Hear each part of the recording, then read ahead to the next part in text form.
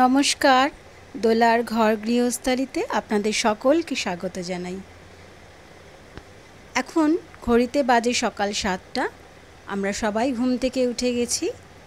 আর বাঙালির সকাল মানেই হলো গরম গরম এক কাপ ধোয়া ওড়া চা। তো আমার ক্ষেত্রেও তার অন্যথা হয় না।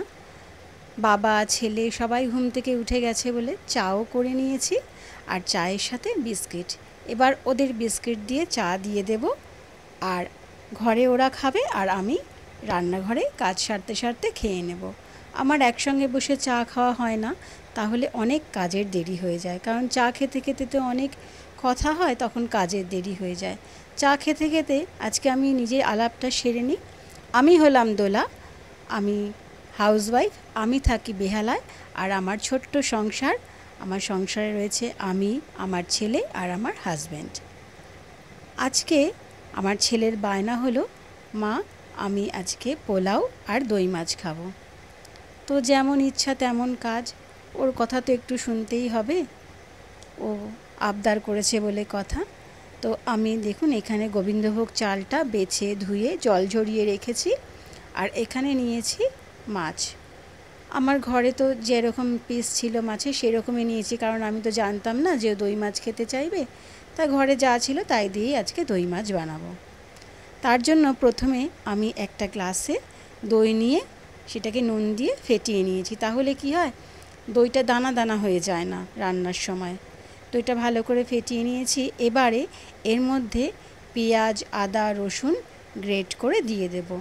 আমি যেরকম পরিমাণে মাছের পিস নিয়েছি সেই অনুযায়ী পেঁয়াজ, আদা, রসুন নিয়ে নিয়েছি।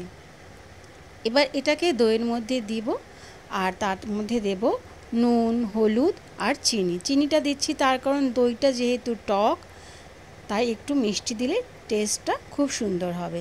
এবারে এটাকে ভালো করে মিশিয়ে নেব।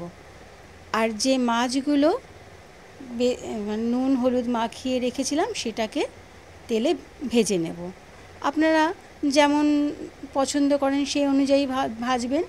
কারণ যদি পছন্দ করেন যে একটু কড়া ভাজা করবেন তো কড়া ভাজবেন, যারা হালকা ভাজা পছন্দ করেন তারা হালকা করে মাছটা ভেজে নেবেন।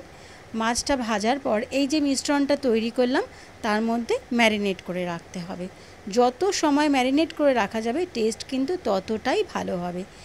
কারো হাতে সময় না থাকলে তিনি আধ ঘন্টাও করতে পারেন, কেউ 45 মিনিট, কেউ 1 ঘন্টা, এটা যার যার সময় অনুযায়ী। মাছগুলো প্রথমে ভেজে নেব, তারপর এই ভাজা মাছগুলো ওই মিশ্রণটার মধ্যে ম্যারিনেট করে রেখে দেব।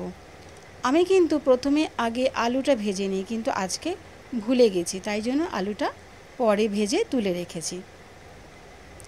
তারপর ওই যে মাছ ভাজা তেলটা রয়েছে তার মধ্যেই গোটা গরম মশলা ফোড়ন দেব। এলাচ, দারচিনি, লবঙ্গ, তেজপাতাটা আজকে আমার ঘরে ছিল না বলে দিতে পারিনি, তেজপাতাও ফোড়নে দেওয়া যায়। ফোড়ন দিয়ে এবার যে মাছগুলো আমি ম্যারিনেট করে রেখেছিলাম সেই মাছগুলো একে একে কড়াইতে দিয়ে দেব। কড়াইতে দেওয়ার পর দেখবেন বাটির গায়ে বেশ খানিকটা মশলা লেগে থাকে, সেটাকে জল দিয়ে ধুয়ে দিয়ে দেব।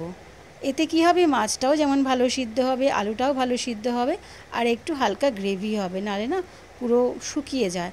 আর একটু গ্রেভি না থাকলে আমার ছেলে কিন্তু সেটা পছন্দ করে না, ও শুকনো শুকনো খেতে একদম ভালোবাসে না।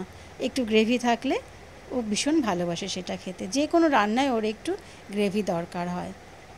আলুটা দিয়ে দেওয়ার পর ওই যে বাটি ধোয়া জলটা দেব। তারপর 20 থেকে 25 মিনিট আমি ধিমে আঁচে এটা রান্না করব। এটা ধিমে আঁচে রান্না করতে হবে, বেশি আঁচ বাড়িয়ে রান্না করা যাবে না, তাহলে কি হবে, ঝোলটা শুকিয়ে যাবে কিন্তু এদিকে আলুও সিদ্ধ হবে না, মাছটাও ভালো কুক হবে না। ধিমে আঁচে 25 মিনিট ভালো করে রান্না করে নেব। দেখুন কথা বলতে বলতে আমার সব এগুলো রেডি হয়ে গেল। আর আমি কিন্তু করেছি চাটনি আর পাঁপড়, কারণ আমার ছেলে চাটনি আর পাঁপড় খেতে ভীষণ ভালোবাসে। চাটনি করা মানেই ওর জন্য পাঁপড় করতেই হবে। আর এখন ঘড়িতে বাজে 5টা, ছেলে চলে যাচ্ছে টিউশনে, কারণ এটা ওর টিউশন টাইম, এই টাইমেই ও টিউশন যায়। ও টিউশন গেলে পরে আমি ঘরের অন্যান্য কাজগুলো সব সেরে নিই। এখন ও টিউশন থেকে চলে এসছে, এখন ঘড়িতে বাজে 7:30। এসে বলছে, মা আমার ভীষণ খিদে পেয়েছে, খেতে দাও। তাই ওর ফেভারিট দুধ আর কর্নফ্লেক্স চকোস ওকে দিয়ে দিলাম। আজকের ভিডিওটা কেমন লাগলো অবশ্যই জানিও। ভালো লাগলে লাইক করো, শেয়ার করো, সাবস্ক্রাইব করো। টাটা।